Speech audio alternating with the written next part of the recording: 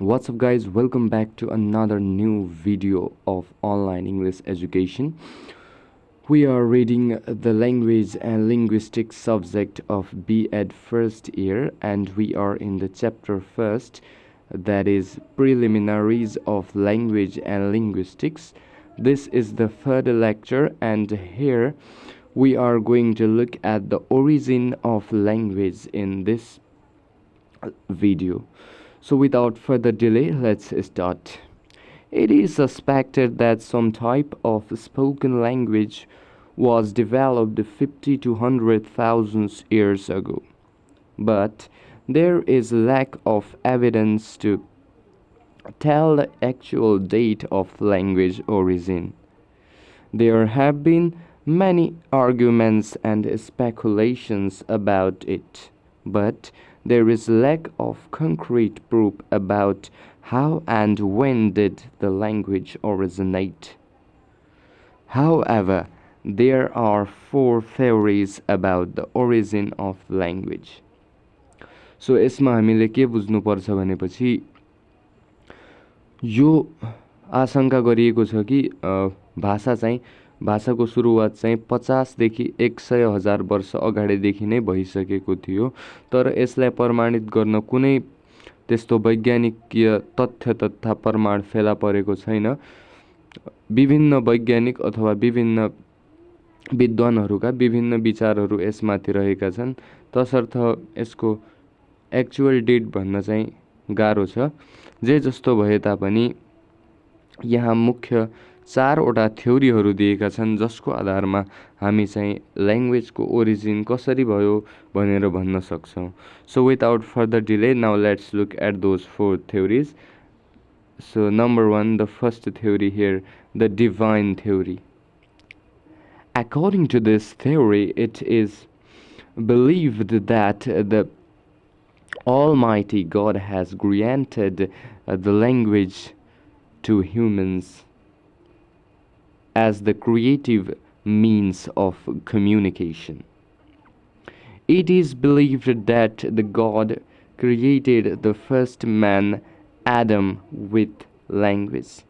But in Hinduism, it is believed that the language is originated from goddess Saraswati.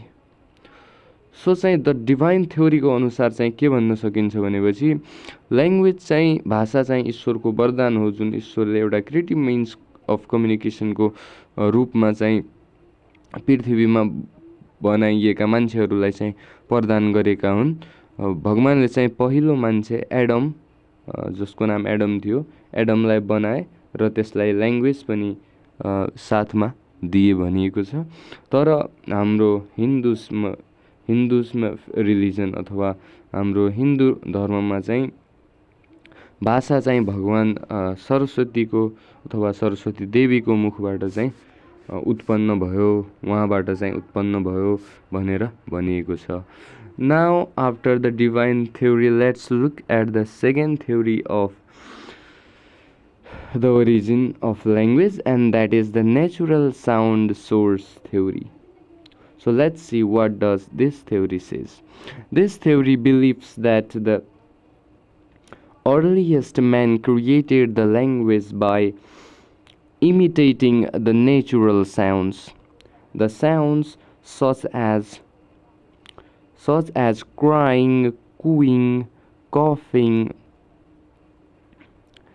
later turned into words which were the imitations of the sounds. Okay. For example, the word ding dong is related with the sound of bell. So the natural sound source theory ले के भन्छ भनेपछि प्राचीन कालमा जुन मान्छे थिए तिनीहरूले चाहिँ नेचुरल साउन्ड्सहरू, प्राकृतिक आवाजहरूलाई चाहिँ कपी गरेर, यहाँ इमिटेटिङ भनेको कपी गर्नु हो, इमिटेट अथवा कपी गरेर चाहिँ त्यसबाट शब्दहरू बनाए अथवा ल्याङ्ग्वेज यसरी बन्यो भनेर चाहिँ द नेचुरल साउन्ड्स थ्योरीले भन्छ। उदाहरणको लागि एउटा इक्जाम्पल पनि दिएको छ। डिङडङ भन्ने शब्द चाहिँ यो बेलको आवाज, बेल बजेको आवाजलाई कपी गरेर चाहिँ बनाइएको हो, किनकि बेल बज्दाखेरि डिङडङ भन्ने जस्तै आवाज आउँछ। यसरी शब्दहरू बने प्राकृतिक आवाजहरूलाई नक्कल गरेर भन्ने कुरा चाहिँ यो द नेचुरल साउन्ड सोर्स थ्योरीले भन्छ।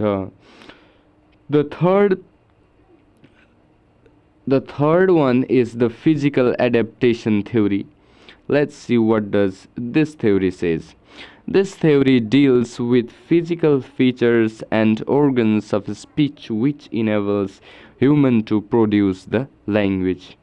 यो थ्योरीले चाहिँ के भन्छ भनेपछि मानव शरीरमा रहेका यो फिजिकल फिचर्सहरू, विशेषताहरू, भौतिक विशेषताहरू अथवा organs of speech, यो स्पिच प्रोड्युस गर्ने, साउन्ड प्रोड्युस गर्ने organहरू जुन छन् त्यो कारणले गर्दा नै मान्छेले भाषा सिक्यो अथवा भाषाको ओरिजिनेट भयो भन्ने कुरा चाहिँ द फिजिकल एडेप्टेसन थ्योरीले गर्छ। मलाई पनि लाग्छ कि मेरो विचारमा पनि यो थ्योरी नै मलाई one of the best theory, यो चारवटा मध्ये सबैभन्दा राम्रो मलाई यो थ्योरी नै लाग्यो। किनभनेपछि मानिसको शरीरमा त्यस्ता अङ्गहरू छन् जुन चाहिँ भाषाको उत्पादन गर्न, प्रोडक्सन गर्न चाहिँ समर्थ छन्। हाम्रो लङ्सदेखि लिएर ओरल क्याभिटी, नेजल क्याभिटी सम्मका यी जो अङ्गहरू छन् यिनको मद्दतबाट चाहिँ भाषा हामी बोल्छौँ र यी अङ्गहरू मानव शरीरमा भएका कारण नै यो भाषाको चाहिँ ओरिजिनेट भयो भनेर चाहिँ द फिजिकल एडेप्टेसन थ्योरीले भन्ने गर्दछ। Okay, now let's look at the last theory of the language origin and that is the genetic source theory. According to this theory, the language skills emerged from the human evolution when the genetic change took place. Genetically, human beings have innate capacity to produce language. यो थ्योरीले के भन्छ भनेपछि यो वंशाणुगत रूपमा चाहिँ भाषाको विकास भयो अथवा सुरुवात भयो। मान्छेको इभोल्युसन अर्थात् मान्छे यो पृथ्वीमा आउने बेला नै उसले के इनहेरेन्ट फिचर्सहरू लिएको थियो जसको मद्दतबाट उसले भाषा चाहिँ उत्पादन प्रोड्युस गर्न सकोस्। यो थ्योरीले के पनि भन्छ भनेपछि मानवहरूसँग चाहिँ इनेट क्यापेसिटी, अन्तर्निहित क्षमता हुन्छ ल्याङ्ग्वेज प्रोडक्सनको, जुन चाहिँ अन्य जनावरहरू अथवा अन्य क्रिचर्सहरूसँग हुँदैन। त्यसैले वंशाणुगत रूपमा नै मानिसहरू भाषा प्रोडक्सन अथवा साउन्ड प्रोडक्सन गर्न, ल्याङ्ग्वेज प्रोडक्सन गर्न चाहिँ सक्षम हुन्छन् भनेर चाहिँ यो थ्योरीले भन्ने गर्दछ। So I hope you understand the four theories of language origin. With this we have almost come to the end of this video. Before wrapping off, if you haven't done, subscribe this channel and turn the notification bell, as well as like this video and share among your friends. See you in the next video. Thank you.